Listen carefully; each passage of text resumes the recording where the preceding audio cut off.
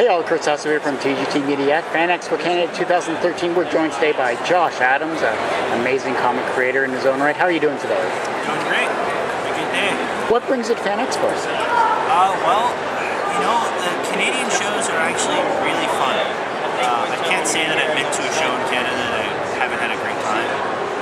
The crowds are always very friendly and got a lot of good fans. And it's always a good atmosphere. So I enjoy coming to the shows. When it comes down to it, usually there's one or two people that kind of set you on your path to where you are today. Who was that for you? It's a tough question. Specifically, people, it's a bit of a tough question. There are certain moments that kind of got me, when I was really little, there was a comic called X Babies. Oh yeah. It was just a special that they did, like an annual kind of thing. And I loved X Babies. I thought it was the most fun, such an entertaining little comic book, and it made me want to do that.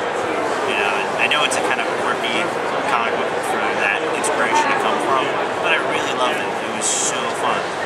And later on, when I was in high school, Brian Hitch was doing the Ultimates, and the issue Hulk Does Manhattan, where Hulk terrorizes Manhattan and the Avengers have to kind of come together for the first time and stop Hulk. That's such a beautiful issue. It's chaotic and it's messy and it's really an ugly battle, but it's just so beautifully done. And I thought, as an artist, if you can make something seem real to the reader, then it's like making magic. And so that really inspired me as a teenager. Do you consider yourself successful? Oh yeah, totally. I've done some Doctor Who, which has been fun. It's not. You have to measure things in your own way.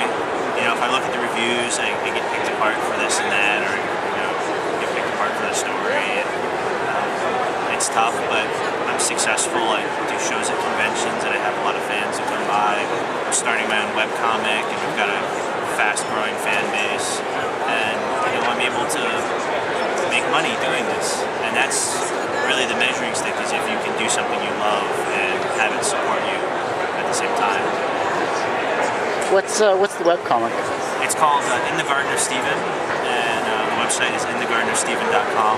We launched it about a month ago, and it's got some adult content, there's some nudity, but it's all fun. We're poking fun at how we perceive ourselves, and we're using Adam and Eve in the story as kind of foils for our own weird eccentricities.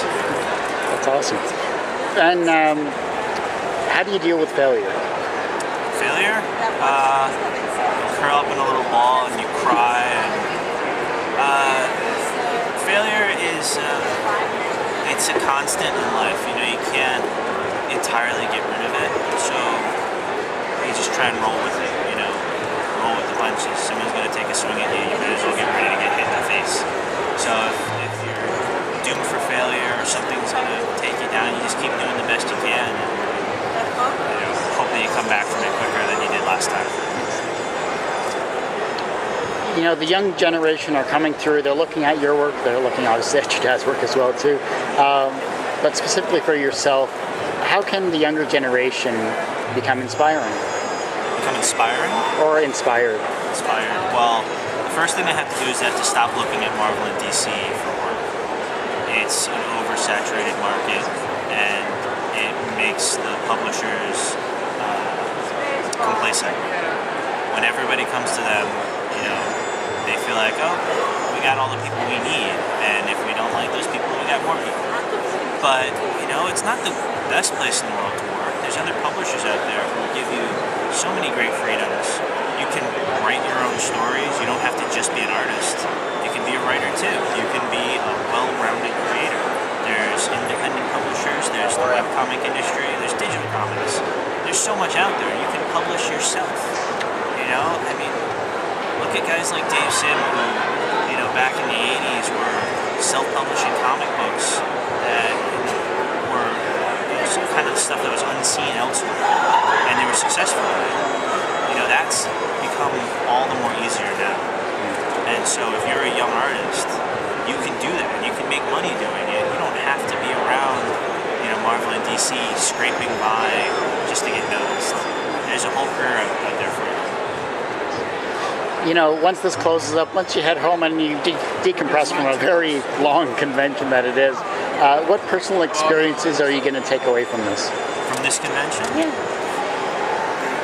Well, this is the first convention I've done since launching my webcomic, and it's interesting to see the crossover between the comic book fans and the webcomic fans.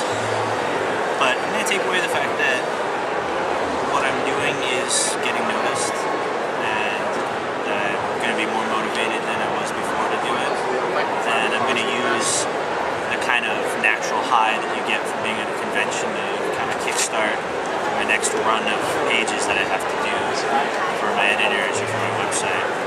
That's one of the best things about conventions is that it may be tiring physically, even mentally a little bit, but you usually come out of a convention feeling more energized about the industry you're in, because it's very inspiring to be at a convention, to see all these people, from big companies to small artist alley, people who are doing their little crafts.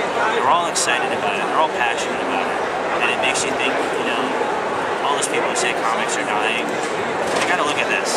They gotta look at all the passionate people out there who aren't gonna let it die, in spite of dwindling sales and things like that, and that becomes really inspiring. And so I like to take that away from every convention I go to.